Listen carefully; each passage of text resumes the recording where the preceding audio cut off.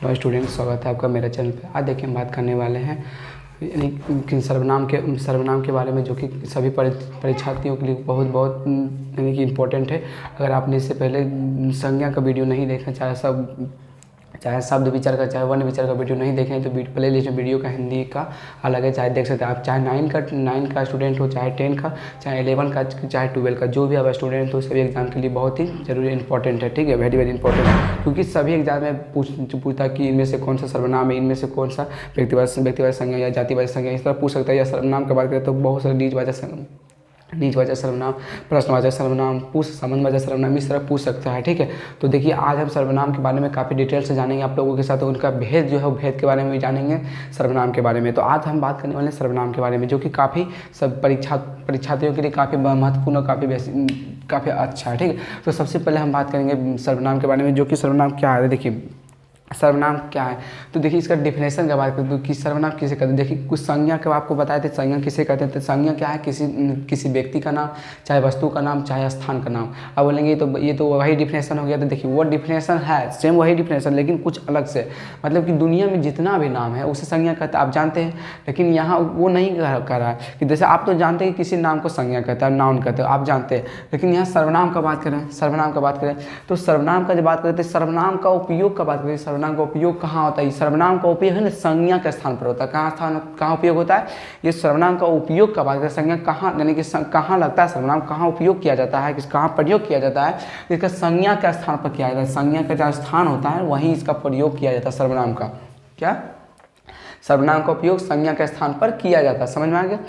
देखिए तो क्या बोल रहा है डेफिनेशन कि जो शब्द या जो वर्ड, जो शब्द संज्ञा के स्थान पर प्रयोग किया जाता है उसे सर्वनाम करें। इस चीज़ की परिभाषा रटने की जरूरत नहीं है, बस सिंपल सी पढ़नी है कि जो शब्द का इस्तेमाल या जो शब्द का प्रयोग हम नाउन यानी कि संज्ञा के स्थान पर करते हैं उसे क्या कहते हैं, तो उसे सर्वनाम कहते हैं। उसे क्या कहते हैं, तो सर्वनाम, सिंपल सी। तो देखिए इसको उपयोग की बात करें तो इसकी कुछ भी करते हैं, जैसे कि देखिए मैं, वह, वे, ये, तुम, और भी हो सकता है जैसे कि ये, तुम, तुमने, तुम से, आदि। देखिए बहुत सारा हो सकता है। अब बोलिएगा इसमें समझ में आएगा। देखिए आपको एग्जांपल के समझाते हैं कि सर्वनाम आखिर में किस कहते हैं, इसका उपयोग यानी कैसे करते हैं। कि मान लीजिए आप जैसे कि किसी स्टेज पर या कोई भी कार्य करने जा रहा है, स्टेज पर परफॉर्मेंस करने जा रहे हैं, आपको स्पीच देना है। ठीक है, स्पीच आपको देना है स्टेज पर, तो आप क्या कहेंगे। मान लीजिए कि हम कोई स्पीच दे रहे हैं, ठीक है स्पीच दे रहे हैं, कुछ पर स्पीच दे रहा है कि हम बात कर रहे हैं आज किसी विवेक, मान लीजिए कि हम कोई स्पीच दे रहे हैं किसी के बारे में बात कर रहे हैं। चलिए हम आज थोड़ा सा आपको बताने का प्रयास करते हैं। मान लीजिए कि हम स्टेज पर आए हैं, बोलेंगे कि आप सभी को मेरा मेरा प्रणाम। मैं जैसे कि अपना इंट्रोडक्शन करूँगा आप लोगों के, यानी कि अपना जहाँ पे जाऊँगा, यानी कि जिन लोगों के पास हम करूँगा, यानी कि परफॉर्मेंस जो भी करने वाला है तो उसका अपना इंट्रोडक्शन दूँगा आप लोगों को, उनको साथ मान लीजिए कि किसी का उदाहरण दे दें या किसी के बारे में बता रहा है। तब मान लीजिए कि हम किसी के बारे में बता रहे हैं कि मान लीजिए राम के बारे में बात कर रहे हैं कि हाँ राम एक अच्छा लड़का है, राम ने हमारे साथ ये किया था, राम हमारे साथ ये किया था, राम वो करने वाला था। देखिए कि राम हमारे साथ घूमने के लिए गया था, राम हमारे साथ घूमने के लिए। तो देखिए जो बोल रहे हैं शब्द का उपयोग कितना, राम का कितना बार प्रयोग किया जा रहा है, राम का उपयोग कितना बार किया जा रहा है, बहुत बार। यही जो शब्द को जो बिगाड़ रहा है ना, शब्द बिगाड़ने का जो काम कर रहा है, यानी कि जो बार बार जो राम का जो नाम आ रहा है ना, राम सॉरी भगवान का नाम नहीं, जैसे किसी का व्यक्ति का नाम बात कर रहे हैं, तो मान लीजिए कि बार बार बोल रहे हैं कि हाँ राम मेरा दोस्त अच्छा लड़का है, राम बहुत अच्छा काम करता है, राम वह बहुत अच्छा है, राम हमारे साथ ये किया, राम वह। तो देखिए राम बात बार बार उपयोग करने से क्या होता है कि वाक्य में या किसी भी कुछ लिखते हैं तो उससे यानी कि बोलने में भी हमें अच्छा नहीं लगता, आप लोगों को सुनने में अच्छा लगता। तो ये राम का बार बार उपयोग, किसी के बार बार नाम नहीं किसी व्यक्ति का नाम आए या किसी का उसी के जगह पर, यानी नाउन के जगह पर किसी का नाम भी तो नाउन है ना, जैसे कि राम लिए, श्याम नाम लिए, किसी व्यक्ति का किसी का भी नाम लिए, यानी कि तो ये क्या है, नाउन है, संज्ञा। तो बार बार अगर नाम लेंगे तो वो अच्छा नहीं लगेगा, यानी कि कोई भी वाक्य लिख रहे हैं या कुछ भी लिख रहे हैं तो जो बार बार नाउन का उपयोग करें, बार बार संज्ञा के, तो ये क्या कहता है, वाक्य गड़बड़ हो जाता है, डिस्ट्रिक्ट समझे, गड़बड़ हो जाता है। जैसे कि लिख रहे हैं, देखिए मान लीजिए कि देखिए आप वो समझते कि राम घर जा रहा है, राम जैसे कि लिखें राम घर जा रहा है, राम आम खा रहा था, जो कि आम मीठा था, राम खेल रहा था, राम आ रहा है। तो देखिए अगर बात करें कि राम, देखिए कि अगर कोई वाक्य या कुछ भी लिखे तो राम नाम का कितना बार प्रयोग है, राम आ रहा है, देखिए राम खेल रहा है, राम आ रहा है। तो इसी जैसे कि क्या वाक्य में अच्छा नहीं लग रहा सुनने में, बोल रहे हैं कि देखिए कितना खराब, राम आ रहा है, राम जा रहा है, राम आ रहा है, राम खाना खा रहा है, राम आ रहा है। तो इसी वाक्य यानी गड़बड़ी के कारण इसीलिए इस सर्वनाम लाया गया, जिसका उपयोग हम इस जगह पर कर सके, ठीक है, ताकि अगर कोई भी वाक्य लिखें या कोई भी वाक्य बोले तो हमें अच्छा लगे सुनने में। जैसे कि देखिए यही एक बार अगर मान लीजिए कि राम का उपयोग किए कि हाँ राम घर आ रहा है, एक बार उपयोग कर दिया, दूसरा बार इसके सर्वनाम का अगर उपयोग करते हैं, मान लीजिए कि वह का उपयोग किया राम सर्वनाम में कि राम घर जा रहा है और वह आ भी रहा है और वह खेल भी रहा है। तो देखिए क्या एक बार भले नाउन का उपयोग यानी सर्वनाम का उपयोग किए हैं, ठीक है, तो अच्छा लग रहा है, लेकिन बार बार अगर राम का ही उपयोग करते हैं या नाम लेते हैं तो अच्छा नहीं लगता। इसी को शुद्ध बनाने के लिए यानी कि अच्छा बनाने के लिए हम सर्वनाम का उपयोग करते हैं, ताकि है ना वाक्य सुनने में अच्छा लगे और बोलने में भी अच्छा लगे और लोगों को अच्छा भी लगे, ठीक है, इसीलिए सर्वनाम का उपयोग करते हैं। समझ में आ गया। तो सर्वनाम किसे कहते हैं, तो किसी व्यक्ति सॉरी नाम का परिभाषा है। तो सर्वनाम किसे कहते हैं, तो किसी जो शब्द संज्ञा के स्थान पर प्रयोग किया जाए उसे क्या कहते हैं, तो सर्वनाम कहते हैं। जो शब्द संज्ञा के स्थान पर प्रयोग किया, तो ये भी तो संज्ञा ही है ना, राम क्या संज्ञा है, संज्ञा यानी कि नाम ही है, राम भी नाम है, ये देखिए फिर राम है। तो इसी यानी कि बार बार जो राम का रिपीट है, राम राम राम, जो बार बार राम आ रहा, राम जा रहा, राम सो रहा, राम उठ रहा है, तो राम राम का जो बार बार प्रयोग हो रहा है, इसी राम को यानी कि जो बिगड़ रहा है ना बाकी, इसी बात को बिगड़ने से बचाने के लिए इस सर्वनाम को लाया गया, ताकि एक बार बार रिपीट ना हो। इसीलिए व्याकरण है ना, व्याकरण सीखना बहुत जरूरी है, समझे। इसलिए बहुत लोग की हिंदी पढ़ना लापरवाह नहीं कर देना पड़ेंगे, हम लोग तो 2 महीने में कंप्लीट कर लेंगे, लेकिन व्याकरण सबसे जरूरी है। अगर शुद्ध आप हिंदी पढ़ना जानना जरूरी है, तो हिंदी सबसे जरूरी है। व्याकरण आप जानिएगा तभी आप हिंदी को अच्छे समझ पाइएगा, पढ़ पाइएगा और एग्जाम में लिख पाइएगा, ठीक है। और सबसे ज़रूरी है यानी कि जानना है, ठीक है, कि आखिर में व्याकरण है क्या। तो देखिए वही बता रहा हूँ। तो देखिए जो कि सर्वनाम भी है, तो सर्वनाम का उपयोग हम क्यों करते हैं कि जो बार बार जो गलती हो रहा है, तो उसी बात को सुधारने के लिए हम सर्वनाम का उपयोग करते हैं, समझे। तो देखिए इसका डिफिनेशन, जो शब्द संज्ञा के स्थान पर प्रयोग किया जाता है उसे क्या कहते हैं, तो सर्वनाम कहते हैं। जैसे कि देखिए मैं अपना नाम लेके तो नहीं हमेशा बोल सकते कि हाँ मैं रंजीत कुमार मैं खाना खाऊंगा, मैं रंजीत कुमार मैं जाऊंगा, मैं रंजीत कुमार मैं सोऊंगा, मैं रंजीत कुमार मैं उठूंगा। तो देखिए बार बार मैं अपना नाम ले रहा हूँ तो अच्छा लग रहा है, बिल्कुल नहीं अच्छा लग रहा है। तो यही बोलता है कि मैं वहाँ जाऊँगा, मैं वहाँ गया था, मैं वहाँ जाऊँगा। तो ये क्या लगा, थोड़ा सा अच्छा सुनने में लग रहा है, ठीक है, अच्छा लग रहा है, बिल्कुल अच्छा लग रहा है। तो इसीलिए सर्वनाम का उपयोग किया जाता है, जैसे कि मैं, वह, ये, वे, तुम, तुम्हारे, समझे, तुम लोग, यही इसीलिए सर्वनाम का उपयोग किया जाता है, ठीक है। समझ में आ गया सर्वनाम किसे कहते हैं। तो यही सब एग्जाम में पूछा जाता, कुछ नहीं पूछता है सर्वनाम में, बस कुछ नहीं, सिंपल से सर्वनाम। तो आपको लोगों को समझ में आ गया सर्वनाम क्या है। तो देखिए अब हम बात करें सर्वनाम के भेद के बारे में कि सर्वनाम का कितने भेद होते हैं। सर्वनाम का देखिए, सर्वनाम का 6 भेद होते हैं। सर्वनाम का कितने भेद होते हैं, सर्वनाम का 6 भेद होते हैं, ठीक है। सर्वनाम का 6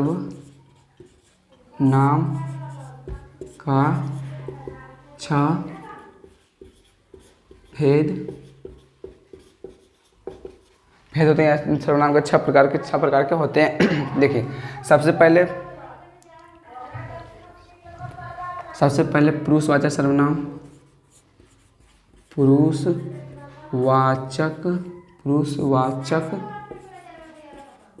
सर्वनाम। दूसरा पुरुषवाचक सर्वनाम वाचक प्रश्नवाचक सर्वनाम, निश्चयवाचक सर्वनाम, निश्चयवाचक सर्वनाम, चौथा अनिश्चयवाचक सर्वनाम,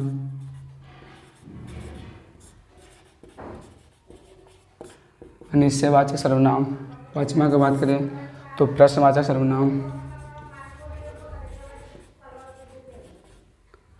प्रश्नवाचक सर्वनाम हो गया। पुरुषवाचक, निश्चयवाचक, अनिश्चयवाचक, संबंधवाचक सर्वनाम, संबंधवाचक सर्वनाम। छठा के बाद तो निजवाचक सर्वनाम, निजवाचक सर्वनाम, निजवाचक सर्वनाम। देखिए ये तो दे रहे कोमा यानी कि सर्वनाम ही है, ठीक है। प्रश्नवाचक सर्वनाम, प्रश्नवाचक सर्वनाम, निश्चयवाचक सर्वनाम, अनिश्चयवाचक सर्वनाम, संबंधवाचक सर्वनाम, निजवाचक सर्वनाम, ठीक है। तो यही 6 भेद है, 1 2 3 4 5 6, तो यही 6 भेद है। सर्वनाम को पूछता भी है कभी कभी कि सर्वनाम का कितने भेद होते हैं, सर्वनाम का 6 भेद होता है। सर्वनाम का कितने भेद होते हैं, तो सर्वनाम का 6 भेद होते हैं। सर्वनाम का कितने भेद, तो सर्वनाम का 6 भेद है। पुरुषवाचक सर्वनाम, प्रश्नवाचक सर्वनाम, निश्चयवाचक सर्वनाम, अनिश्चयवाचक सर्वनाम, संबंधवाचक सर्वनाम, निजवाचक सर्वनाम, ठीक है। आप लोगों को समझ में सर्वनाम के कितने भेद होते हैं। तो अब हम बात करते हैं एक एक करके, ठीक है। एक एक करके, पहले पुरुषवाचक का, दूसरा प्रश्नवाचक का, तीसरा निश्चयवाचक, चौथा अनिश्चयवाचक, पांचवा संबंधवाचक और छठा अंतिम में यानी कि लास्ट में निजवाचक सर्वनाम। तो अब आगे देखिए मिटाते हैं और अगला देखिए पुरुषवाचक सर्वनाम। अगला देखिए एक एक करके बात करने वाले हैं। सबसे पहले बात करेंगे पुरुषवाचक के, निजवाचक के, अनिश्चयवाचक सर्वनाम, संबंधवाचक सर्वनाम, निजवाचक सर्वनाम, इसी तरह हम आगे बढ़ते रहेंगे। तो सबसे पहला है हमारा पुरुषवाचक सर्वनाम। तो सबसे पहले जानेंगे कि पुरुषवाचक सर्वनाम किसे कहते हैं। तो देखिए पुरुषवाचक सर्वनाम उसे कहेंगे जिस शब्द का प्रयोग या जिस सर्वनाम का प्रयोग किसी व्यक्ति या वस्तु के नाम के बदले में आता है। उसके बदले यानी कि इसका जिस सर्वनाम का प्रयोग किसी व्यक्ति या वस्तु के नाम के लिए होता है या प्रयोग किया जाता है उसे क्या कहेंगे, पुरुषवाचक सर्वनाम, ठीक है। देखिए जिस शब्द का प्रयोग किसी व्यक्ति या वस्तु के लिए किया जाए उसे क्या कहेंगे, तो पुरुषवाचक सर्वनाम। उसे क्या कहेंगे, किया जाए उसे क्या कहेंगे, तो उसे पुरुषवाचक सर्वनाम कहेंगे। तो आपको समझ में है कि पुरुषवाचक सर्वनाम किसे कहते हैं। देखिए डिफिनेशन कुछ नहीं है, डिफिनेशन का बात करें तो डिफिनेशन कुछ नहीं, समझिए बस यही समझिए कि जब भी कोई व्यक्ति का जिस सर्वनाम, देखिए सर्वनाम कैसे, जिस सर्वनाम का प्रयोग या जिस शब्द का प्रयोग किसी व्यक्ति या वस्तु के लिए किया जाए या उस किसी व्यक्ति या वस्तु के नाम के लिए किया जाए उसे क्या कहेंगे, तो उसे पुरुषवाचक सर्वनाम कहेंगे। उसे क्या कहेंगे, तो पुरुषवाचक सर्वनाम कहेंगे। उसे क्या कहेंगे, पुरुषवाचक सर्वनाम, ठीक है। जैसे कि देखिए मैं पुरुष के लिए किया जाएगा, हम पुरुष के लिए किया जाएगा। ऐसा नहीं है कि जैसे कि पुरुष मतलब समझ ना, हाँ पुरुष के लिए किया जाएगा, तुम ये पुरुष के लिए किया जाएगा, या हुआ या जैसे कि या में पुरुष भी आ जाता है, या लड़का बात करिए, या लड़का, जिस लड़का या अच्छा है वह बुरा है। तो देखिए ये वे यानी वस्तु में भी आ रहा है, ऐसा था।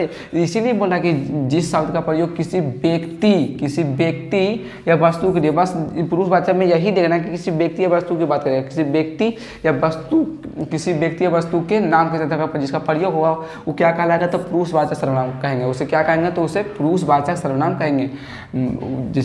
जैसे कि मैं, हम, आप, तुम, वह, ये, वे और भी हो सकता है आदि, ठीक है, आदि भी इसमें शामिल है। अब देखिए पुरुषवाचक सर्वनाम जानते हैं, पुरुषवाचक सर्वनाम जानेंगे। तो पुरुषवाचक सर्वनाम भी 3 प्रकार के होते हैं। पुरुषवाचक सर्वनाम यानी कि पुरुषवाचक सर्वनाम को 3 भागों में बांटा गया। पुरुषवाचक सर्वनाम को कितने भागों में पूछ सकते हैं कि पुरुषवाचक सर्वनाम को कितने भागों में बांटा गया है, तो पुरुषवाचक सर्वनाम को 3 भागों में बांटा गया। पुरुषवाचक सर्वनाम को कितने भागों में बांटा गया, तो 3 भागों में बांटा गया। किसे, तो पुरुषवाचक सर्वनाम को। किसे, तो तीन भागों में बांटा गया। किसे, तो पुरुषवाचक सर्वनाम को 3 भागों में बांटा गया। पहला का नाम देखिए, पहला का नाम उत्तम पुरुष, दूसरा का नाम मध्य पुरुष, तीसरा का नाम अन्य पुरुष। अब देखिए उत्तम पुरुष, मध्य पुरुष, अन्य पुरुष क्या है, तो इसके बारे में देखिए। तो देखिए सबसे पहले बात करेंगे किसके, सबसे पहले क्या है उत्तम पुरुष। तो उत्तम पुरुष किसे कहेंगे, अभी भी उस देखिए बोर्ड पर भी अभी समझाएंगे, समझिए कि उत्तम पुरुष किसे, उत्तम पुरुष जिसके किसे कहेंगे कि जो बोलता है ना, जो बोलता है, मान लीजिए कि हम और आप लोगों के साथ बात कर रहे हैं, जो हम बोल रहे हैं ना आप लोगों को, हम जब बोल रहे हैं या आप ही बोलते हैं ना, या हम बोल रहे हैं या आप लोग बोलिएगा, तो जो बोलता है उसे क्या कहते हैं, उसे उत्तम पुरुष कहा जाता है। जो बोलता है उसे क्या कहते हैं, उत्तम पुरुष। बस डिफिनेशन कुछ नहीं है, यही है कि जो बोलता है उसे क्या कहेंगे, तो उत्तम पुरुष। जो बोलता है उसे क्या कहेंगे, उत्तम पुरुष। जो बोलता है उसे क्या कहेंगे, उत्तम पुरुष। जैसे हम बोल रहे हैं, हम, हमें, मुझे, मेरा, तो उत्तम पुरुष हम ही तो बोल रहे हैं, इसीलिए मैं, मेरा, मुझे, हमारा, हम, ये क्या रहा है, कौन कर रहा है, यानी कि हम बोल रहे थे, इसीलिए मेरा उत्तम पुरुष में हम आएंगे। अब बात करें मध्य पुरुष, तो मध्य पुरुष किसे कहेंगे, जैसे मध्य पुरुष में क्या, जो सुन रहा है ना, जैसे कि आपके बगल में आप, मेरे बगल में मान लीजिए कि आप बैठे हुए हैं, मान लीजिए, ठीक है, आप बैठे हुए हैं, तो आप कौन कहलाएंगे, जानते हैं, आप मध्यम पुरुष कहलाएंगे। आप कौन, मध्य पुरुष। मध्य पुरुष जो सुनता है, जो डिफिनेशन इसका यानी परिभाषा इसका यही है कि जो सुनता है उसे क्या कहेंगे, मध्य पुरुष। जो सुन रहा है वो मध्य पुरुष। आप सुन रहे हैं तो क्या कहेंगे, तुम, तुम्हें, तुमको बोलेंगे, आप, आपके, तो क्या है ये, जैसे कि ये क्या आएगा, मध्य पुरुष आएगा, ये क्या आएगा, मध्य पुरुष। अब बात करें अन्य पुरुष, तो अन्य पुरुष किसे कहेंगे, तो अन्य पुरुष आप, हम दोनों के बीच बात हो रहा है। और किसी तीसरे के बारे में जब बात करें, जब तीसरे के बारे में बात करें और व्यक्ति यहाँ उपस्थित नहीं हो, वो व्यक्ति उपस्थित यहाँ नहीं हो और उसके बारे में बात कर रहे हैं, तो उसे क्या कहेंगे जानते हैं, उसे कहेंगे अन्य पुरुष। यानी कि अन्य पुरुष ही वो यहाँ उपस्थित नहीं है, इसीलिए उसे अन्य पुरुष में बांटा गया, समझे। अन्य पुरुष यानी कि जिसके बारे में यहाँ बात नहीं किया जा रहा, बस आप दोनों के बीच बात किया जा रहा है, वो भी हम जब बोल रहे हैं हम उत्तम पुरुष, आप सुन रहे हैं तो हम मध्यम पुरुष, और जिसके बारे में बात किया जाए वो वहाँ उपस्थित नहीं हो, ऐसी परिभाषा हो सकता है, तो उसे क्या कहेंगे, अन्य पुरुष। अतः अन्य पुरुष में कैसे आएंगे, तो इसकी वाह, ओ वाह हो गया, ये हो गया, बे हो गया, या हो गया, तो ये सब किसके अंतर्गत आएगा, तो यह आएगा अन्य पुरुष के अंतर्गत। देखिए बोर्ड पर भी सेम इसी तरह है कि ना, देखिए तो पुरुषवाचक सर्वनाम को 3 भागों में बांटा गया है। तो पुरुषवाचक सर्वनाम पहला है उत्तम पुरुष, दूसरा है मध्य पुरुष, तीसरा है अन्य पुरुष। पहला है उत्तम पुरुष, दूसरा है मध्य पुरुष, तीसरा है अन्य पुरुष।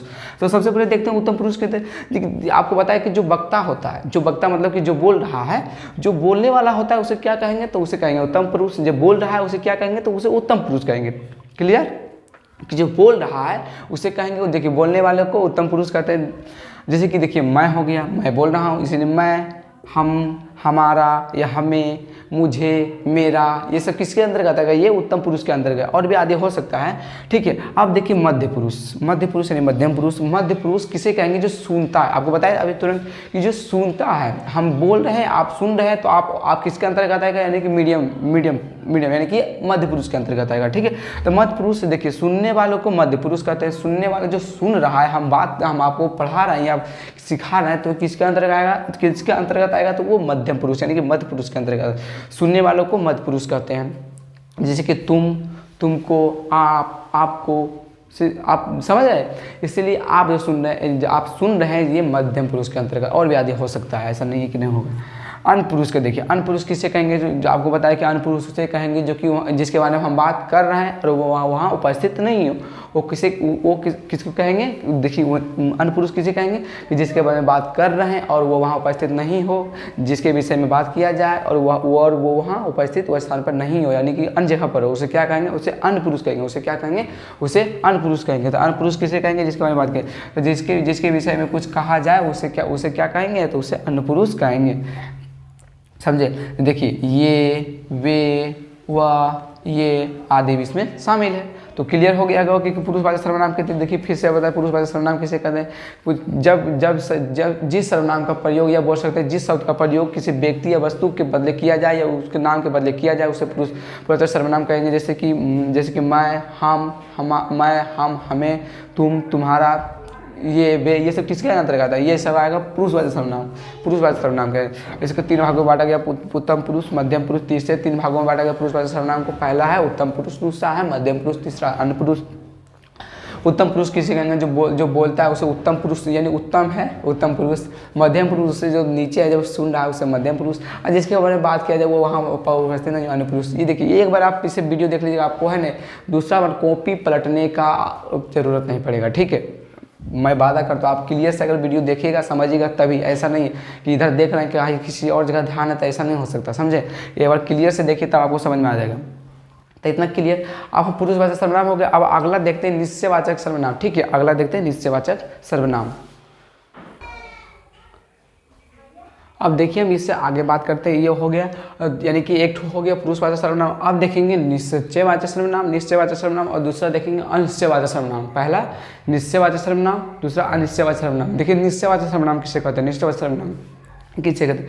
देखिए निश्चयवाचक सर्वनाम मतलब उसे कहते हैं जिससे जिससे किसी निश्चित व्यक्ति या वस्तु का बोध हो, जिसमें किसी निश्चित व्यक्ति या वस्तु का बोध हो, उसे ही निश्चयवाचक सर्वनाम कहेंगे। बस इसमें कुछ नहीं है। निश्चयवाचक सर्वनाम से यानी कि इसका शब्द से क्या निकल रहा है, यानी कि देखिए निश्चित मतलब क्या निकल रहा है, डायरेक्ट निश्चित, निश्चित इसका अगर अर्थ निकाले तो क्योंकि निश्चयवाचक सर्वनाम से क्या निकल रहा है कि निश्चित, डायरेक्ट इससे क्या निकल रहा है निश्चित, मतलब कि निश्चित यानी कि निश्चित, समझे कि निश्चित, कि निश्चित ही कोई होगा ना होगा, यानी कि निश्चित ही बात करें, हाँ वहाँ एक है, वहाँ दो है, समझे कि जरूर हाँ वहाँ कोई है, कोई नहीं वहाँ एक है, वहाँ दो है, वहाँ निश्चित एक या दो है, तो निश्चित बता रहा है। ये निश्चय सर्वनाम में निश्चित बताता है। जैसे कि देखिए इसका परिभाषा क्या बोल रहा है कि जो सर्वनाम शब्द से किसी निश्चित व्यक्ति या वस्तु के लिए प्रयोग किया, जैसे किसी निश्चित व्यक्ति या वस्तु के लिए जब प्रयोग किया जाता है तभी इस निश्चयवाचक सर्वनाम का प्रयोग किया जाता है।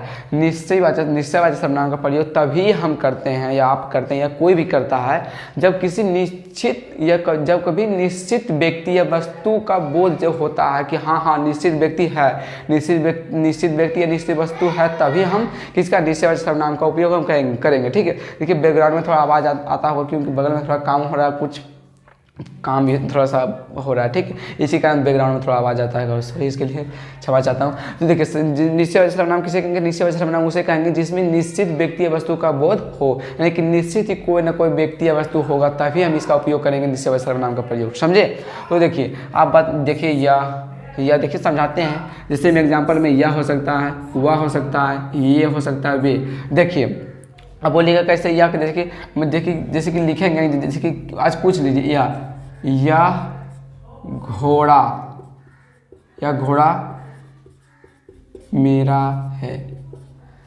क्या बता रहा है कि यह जो घोड़ा है यह मेरा है, यह घोड़ा किसका है, यह घोड़ा मेरा है। तो यह घोड़ा ये इसीलिए वह, जैसे कि यह किसका घोड़ा है, यह मेरा घोड़ा है। वह किसका कलम है, यह मेरा कलम है। यह किसका किताब है, यह मेरा किताब है। वह किसका हाथी है, तो जो हाथी है ये मेरा हाथी है। तो ये बे का जो इस्तेमाल करते हैं हम निश्चयवाचक सर्वनाम के लिए करते हैं। निश्चित व्यक्ति या वस्तु जब होगा तभी हम इसका उपयोग करेंगे कि हाँ निश्चित ही कोई व्यक्ति वस्तु है, एक या दो है, तभी हम इसका उपयोग करेंगे कि हाँ एक कलम है, या किताब है, या घोड़ा है, या हाथी। हम तभी करेंगे जब हम निश्चित व्यक्ति या वस्तु के बारे में जानेंगे तब। ठीक है, निश्चित व्यक्ति के बारे में समझ, जब यह मेरा किताब है, यह किताब मेरा, या पुस्तक मेरे, समझ में खाली समझ में आना चाहिए बस क्या बोल रहे हैं। ठीक है, तो निश्चयवाचक सर्वनाम उसे कहेंगे जो सर्वनाम शब्द से किसी निश्चित व्यक्ति की वस्तु का पता चले या पर बोध हो, उसे कहेंगे निश्चयवाचक सर्वनाम। जैसे यह घोड़ा, यह किताब, या जैसे कि ये मेरा किताब है, यह मोहन है, यह मेरा भाई है, यह मोहन, यह मेरा भाई है, यह मेरा इस तरह हो सकता है। ठीक है, अब देखिए अनिश्चयवाचक सर्वनाम। अब देखिए निश्चयवाचक सर्वनाम जैसे निश्चित हो रहा है, अनिश्चय मतलब क्या होता है कि अनिश्चित, निश्चित नहीं है। इसका जो निश्चित होगा निश्चित नहीं है, इसमें कई ज़्यादा भी हो सकता है, कम भी हो सकता है, इसमें निश्चित नहीं है। लेकिन निश्चयवाचक सर्वनाम में निश्चित होता था कि हाँ इतना है, लेकिन अनिश्चयवाचक सर्वनाम में उसमें निश्चित नहीं होता। ठीक है, देखिए इसका परिभाषा से वही है, जो सर्वनाम शब्द से किसी निश्चित व्यक्ति या वस्तु का बोध ना हो, क्या हो ना हो, ध्यान दीजिएगा, ना हो, उसे अनिश्चयवाचक सर्वनाम कहेंगे। जो शब्द से या जो सर्वनाम शब्द से किसी निश्चित व्यक्ति या वस्तु का बोध ना हो, उसे अनिश्चयवाचक सर्वनाम कहेंगे। जैसे कई, कुछ, बहुत, अन्य, हर। मान लीजिए कि हर, देखिए एग्जाम्पल में हर कोई आ रहा है, हर कोई आ रहा है। इसमें पता चल रहा है एक कोई कौन आ रहा है, इसमें हर कोई आ रहा है, पता नहीं चल रहा है कि हर कोई आ रहा है पर कौन आ रहा है इसमें पता चल रहा है, इसीलिए पता नहीं है कि हर कोई आ रहा है, सब कुछ जा रहा है, कुछ आ रहा है, ये सब कुछ, हर लोग आ रहा है, हर लोग जा रहा है, बहुत से आदमी, बहुत से थे, बहुत से कुछ बदबू दे रहा है, या कुछ खा रहा है, या कुछ भी। तो ये सब कुछ या हर या अन्य से कुछ पता चलता है कि कितना है या कितना नहीं है, इसीलिए ये अनिश्चयवाचक सर्वनाम के अंतर्गत आता है कि कई, कुछ, बहुत, अन्य, हर, इसीलिए अनिश्चयवाचक सर्वनाम कहा जाता है। ठीक है, इसीलिए अनिश्चयवाचक सर्वनाम के अंतर्गत आता है। अब देखिए 3 ठो हो गया, अब 3 ठो और बच गया है, अब आगे देखते हैं अगले स्लाइड में। ठीक है, तो निश्चयवाचक सर्वनाम, अनिश्चयवाचक सर्वनाम को कंप्लीट समझ में आएगा उम्मीद करता हूँ। अब देखिए अगले स्लाइड में क्या है। अब आगे देखिए तीनों का हम एक ही साथ कर दें, ठीक है, ताकि ज़्यादा समय ना लगे प्रश्नवाचक सर्वनाम, दूसरा यानी कि चौथा प्रश्नवाचक सर्वनाम, पाँचवा प्रश्नवाचक सर्वनाम, चौथा और पाँचवा संबंधवाचक सर्वनाम और छठा निजवाचक सर्वनाम। तो देखिए सबसे पहले बात करते हैं प्रश्नवाचक सर्वनाम। प्रश्नवाचक सर्वनाम से क्या अर्थ निकल रहा है? किसी प्रश्न का बोध हो रहा है, किसी प्रश्न के बारे में बात किया जा रहा है, तो प्रश्न का एक ही अर्थ निकल रहा है कि किसी जब प्रश्न कोई भी टीचर हो या कुछ भी या जैसे भी आपसे प्रश्न पूछा जाता है वो प्रश्नवाचक सर्वनाम के अंदर जाता है। जैसे कि क्या, कब, कैसे, ये सब क्या है? प्रश्न तो पूछ रहा है। तो देखिए जिस सर्वनाम से प्रश्न का बोध हो उसे प्रश्नवाचक सर्वनाम कहेंगे। जिस सर्वनाम से किसी प्रश्न का बोध हो उसे प्रश्नवाचक सर्वनाम कहते हैं। जैसे कि क्या हुआ, कौन, कैसे, ये सब क्या प्रश्नवाचक सर्वनाम है। जैसे कि देखिए कुछ भी जैसे एग्जाम में भी देता है क्या एक ट्रांसलेशन या वाक्य या क्या तुम जा रहे हो, क्या तुम आ रहे हो, क्या तुम खा रहे हो, ये सब क्या जो है क्या कब क्यों, ये सब क्या है? प्रश्नवाचक सर्वनाम। ठीक है, जल्दी से बात करें। अब देखिए संबंधवाचक सर्वनाम। संबंधवाचक सर्वनाम से क्या अर्थ निकला है? संबंधवाचक यानी कि दो वाक्यों के बीच जोड़ने का काम कर रहा है। कौन? संबंधवाचक सर्वनाम। दो वाक्यों को जोड़ने के इसीलिए कहते हैं संबंधवाचक सर्वनाम। संबंध करता है दो वाक्यों के बीच, संबंध करने का कार्य करता है संबंधवाचक सर्वनाम। देखिए वैसा वाक्य जो दो वाक्यों की भी संबंध बताने का कार्य करती है उसे संबंधवाचक सर्वनाम कहते हैं। देखिए जैसे कि जो कि,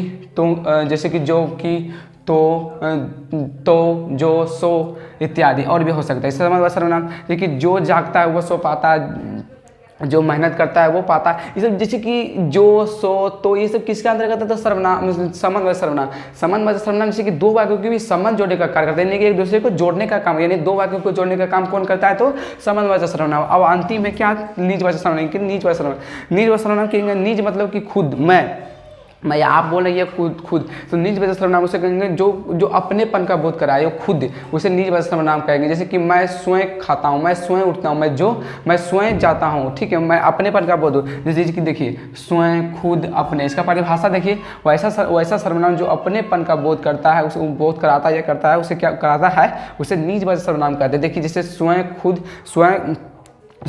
खुद, अपने आदि और भी हो सकता है। देखिए मैं स्वयं अंग्रेजी पढ़ता हूँ, मैं स्वयं खाता हूँ, मैं स्वयं जब पढ़ता हूँ, मैं स्वयं दौड़ने के लिए जाता हूँ, मैं स्वयं पढ़ता हूँ। ये सब किसी के अंदर स्वयं जो आ रहा है या अपनेपन का ही तो बोध हो रहा है अपने, ये सब किसके आएगा? निजवाचक सर्वनाम। तो इतना तक कंप्लीट हो गया कि और स्क्रीनशॉट लेना चाहे ले लीजिए, कि नोट डाउन कर लीजिए, एक दो बार कर लीजिए। एक बार तो अगर नहीं भी, जैसे कि वीडियो होता है कि अगर किसी चीज़ को अगर दोबारा या 2-3 बार देखते तो आपको मेरा दिमाग में बैठ जाता है, आपका भी दिमाग में। इससे ये जो पढ़ाई होता है क्या होता है, आप जैसे रिवीजन होता है बार बार, ऐसे रिवीजन करते रहें बीच में, तो आपको अच्छा से यानी कि कंप्लीट से याद हो जाएगा। ठीक है, अच्छा से नहीं बल्कि अच्छा से बैठ के बेहतरीन तरीके से याद हो जाएगा। ठीक है, अब मैं बता भी दिया हूँ अच्छे तरीके से। तो उम्मीद करता हूँ कि आप लोगों को ये वीडियो पसंद आया होगा। तो तब तक के लिए जय हिंद, जय भारत।